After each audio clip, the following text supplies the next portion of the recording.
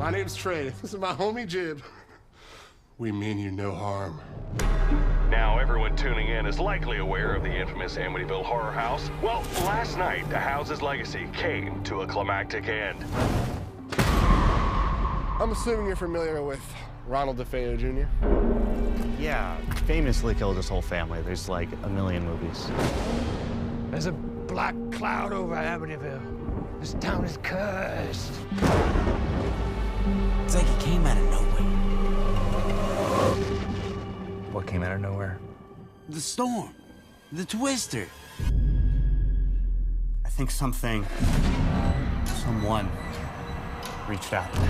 Someone bridged the gap from the other side.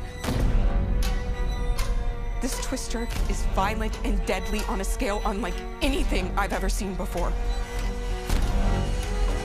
In 2 days' time, that storm will have amassed an army of souls generations old, giving it strength enough to wipe out all of Amityville. Maybe even the world. Oh.